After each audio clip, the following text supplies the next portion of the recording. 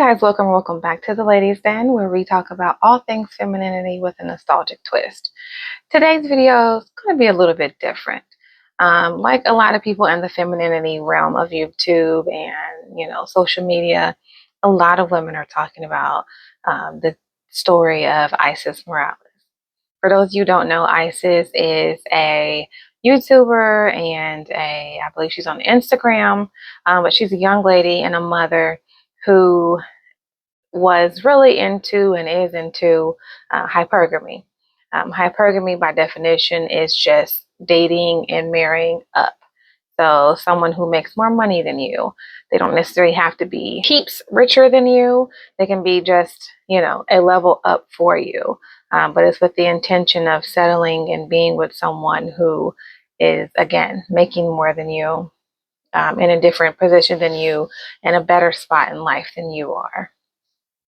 So, with that being said, Isis, as many of you know, and I'm not going to retell her story because that's really a story for her to tell. But I do think that there's lessons to be learned from her story, lessons to young ladies, to young women, just, using her story as a cautionary tale. Because so many people just flock to social media and Instagram and they're so about, a certain lifestyle and a certain aesthetic that people lose sight of what's important. So just as a summary, Isis Morales, again, she's a YouTuber. She goes by the Trophy Wife, and she has made allegations against her husband, in whom she married, that he is and has molested. And I believe her children are 4 and 2. So she has very young children. And I think there's even a newborn of some sort there. But the problem is that she was so hell-bent on marrying up. And I understand that sometimes people are in dire situations and, money can be very blinding. It can cause you to be very jaded. But because of that, she married someone that she only knew about a week. And she has videos about that. And because of this, and this is not to say that what happened is her fault, like that it's actually her to blame. But we need to be clear. There isn't a problem. The actions of the man that she married and the actions that he allegedly did. And I say allegedly because I don't know her. I don't know about any court cases, anything like that, any police reports. So it's all going to be allegedly. It's not a slight on what she says. It's just a matter of stating the facts, okay? We have to acknowledge that there is responsibility on the part of a single mother. You have a responsibility to protect your children. You do have a responsibility to make sure that your children are secure and dry and fed. You do have those responsibilities. But foremost, you have the responsibility to make sure that they're safe, no matter what the situation. If that means you're in a homeless shelter, but they're safe next to you. If that means you got to stay with your mom who you don't really get along with, but they're safe next to you. It's just one of those really unfortunate situations. And my heart goes out to those babies. I can't imagine. And I can't imagine what Isis feels right now, because she also disclosed that she's been through a certain similar situation. So it's just all very heartbreaking. But I just wanted to get on here and talk about, ladies, young ladies who want to date, how you need to go about dating. Not even just in a hypergamous situation, but just in general. And these are just a few things. It's not going to be a big deal with this video. I'm trying to keep this as short and simple and straight to the point as possible. But these are just some thoughts in my mind after hearing this heartbreaking story. So one, please stop trying to chase the bag all the time. I understand that it can be very challenging coming up in this world. Many of us have been in situations where, our parents just weren't parenting We didn't come from anything. There's been struggles. You struggle as a youth, as a young adult, all kinds of situations, okay? And sometimes money seems like the only way out. But all money ain't good money. You cannot and should not ever just marry someone quickly within a week's time just because they have money. And the problem in this society is, young ladies, you are being convinced that the bag is everything. You're being convinced that no matter what, no matter the cost, get the bag. That you have everything in your physical body, being your curves, your mouth, your hips, your waist. You have everything that is needed to secure the bag, to get a rich man. Most of you, if we go out into our local neighborhood, even if we just drive 10 minutes out away from where we actually live, most of us are not going to encounter millionaires. And if we do encounter a millionaire, they're not going to be single or eligible or young. Okay? Most people are not millionaires. That's a very small percentage. Most people don't make $100,000 a year by themselves. So to think that you can just come to the table and expect to get a man with money is absurd. It's absurd. Most men in a lot of marriages, most people, both parties have to work to make it work. Wife has to work or have some type of business, and so does the man. And if she doesn't work, sometimes that means that man, he's able to provide, but it may not be exceedingly. You may not have the newest shoes, the newest phone, the newest whatever. But best believe a lot of those couples are still in very loving relationships. Their children are provided for. They have food in their stomach every day. They have clothes to wear. They have a warm house. They have food. I said food already, but they have all the essentials that they need to survive and to live and to thrive. But we have been so convinced by social media and by Instagram models and video girls, and showing my age now, talking about video girls, but we've been so conditioned to believe that money is everything, and it's not. And it will not save you from every situation. Just look at this. She thought money saved her, but money actually put her in a worse situation that she can ever imagine. The situation is dire for her children. So please know, money is not everything, okay? Another thing, and I don't really ascribe to Shira 7. I've watched a few of her videos before, so I've kind of seen some things that she talks about, but I did pay attention when her name came up in this conversation and the lady was saying that she watched her. But one thing Shira did say is that she encourages women to not date when you have young children. I can only imagine that it's hard enough as it is being a single mom, okay? But when you are a single mom, you have the responsibility of keeping your children safe at all costs. And this mindset where you can just have a boyfriend for 3 months and then get another boyfriend for 3 months and then let him go and then bring another one on for 2 months and the list just goes on. To think that you can do that and to continue to introduce your children into this environment is extremely wrong. It's extremely toxic, and it can be extremely dangerous, as we see. You cannot do that. I don't necessarily believe that you have to get a background check on every single individual that you date. However, in this particular day and age, it may actually be needed. It may actually be needed because people are crazy. And men, you guys can get the same thing. Like, investigate who you're going to date. It's one thing to bring a person into just your life alone and them affect you and them to have them just rock your world completely and, throw it into turmoil and throw you upside down. But it's another thing to bring a person into your life who may potentially affect your children negatively. And you have to vet that person. Do not be so jaded and so blinded by money that you just let anyone into your life, that you don't even get to know them. You don't get to know how they treat their mother, how they treat their friends. Do they have friends? What kind of business do they run? What were their interests as children? What do they do now? Where do they live? Where do they want to live? How do they live? Do they believe in anything? Do they believe in God? Do they believe in power of forgiveness? Do they believe in that their actions affect other people? Do they believe that what they put out, they'll also get back? Where do they stand? What kind of childhood do they have? What kind of relationship do they have with their father? Do they have other children?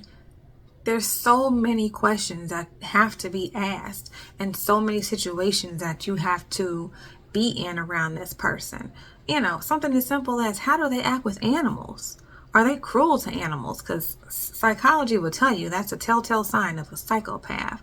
We ain't talking about just stepping on bugs. We're talking about how do you treat puppies and things like that, and other animals that you encounter. It may sound crazy, but literally, those people who do stuff like that and damage other animals, they're on a list to be watched. Another thing, ladies, when you're dating, and this does go for hypergamy, but in all situations, you need to be mindful that you need to bring more to the table than just your good looks. If you're going to date a man who has money, he is going to have certain expectations. And you just looking good is not always going to be enough. They want the woman who's going to stay home, who's going to rear their children, who's going to be there every time they come home. They want the woman who's going to throw the soirees that everyone raves about. They want the woman who's going to make sure she can balance the books for him. If you can't do anything but provide, a good lay, you're not going to be worth much. So please, the message here is to stop thinking that your body alone is enough, because it's not. The basics. Can you cook? Can you clean? Can you do simple math? Do you know how to manage an account? Do you know how to make phone calls? Do you know how to speak to people? Are you kind? Are you polite? Are you rude to your mother? Are you rude to your father? Do you want children? Do you see the importance of how to manage a household? Are you kind to your man? All these things. Do you listen? Are you empathetic? Are you sympathetic? There's way more than just being pretty. There's way more than just having a big butt. Like, that's not the end all be all. And some of y'all just think that, yeah, because the city girls get the bag, that's what I'm gonna do. Y'all not a city girl, and look how it turned out for one of them. Please consider that you need to also bring something to the table. It's not just about the man, okay? Another thing, when you are in a relationship, and it's particularly in Isis's case, now she's leaving her husband, but she doesn't have any place really to lay her head. She has a GoFundMe where she's trying to get money to get back on her feet. So you guys need to make sure that, in spite of trying to get a man who makes money, which is nothing wrong with that, you need to make sure that you have your own. Come to the table offering something financially. Even if he's not going to take that, show that you have the ability to make money. You have been making money. You haven't had to rely on anyone. So secure your own bag, because in this situation, now here she is. She married someone. He has a lot of money. He's not giving her all his money. He's not going to take care of her now that she has allegations against him. And she's on her own. And she's not worked for, over a year and some change now? Like, she's not worked. She doesn't have anything. And guaranteed, the moment that he said that the moment that she said, I'm leaving, he probably shut down all them accounts. I would hope that she would have withdrawn it sooner, but who knows? She didn't work for it. And a lot of times these guys don't always put their knives on their account, because the way they look at it is you're their possession. And that can be the bad thing about hypergamy. This is a worst case scenario. Now here she is with all these kids that she needs to provide for, and she's on her own. And them good looks are only going to get her so far, because now she's a single mom and a divorcee with no money. So just think about that, okay? Just think about that. And I feel so bad for this generation, because it's like y'all are so influenced by everything around you. You guys have social media, you have people in your ear, you got all these things, and all these images and these voices telling you that you need to get this man and you need to look like this and he ain't got to do nothing and you ain't got to do nothing, but it's okay if he, if he doesn't work as long as he owns the company. Like, that's not reality. That's not reality. And most of you are not going to get a man. And believe it or not, women, we have expiration dates. Some of y'all think that y'all good looks are just going to they're going to take on forever. But we have expiration dates. And some of these men who have money, a lot of them want children. And if you think that you're going to bag a man at your old age of 37, and really that's not old, but in reality, trying to have a baby at 37 can be very challenging. And some of these men want babies, and they want multiple babies. So you can think, oh, I can wait, and I can wait till I get my baller and this, that, and third. Your baller is looking for a younger woman, okay? He's looking for someone in their prime who can take care of him and his children and be there when he gets home.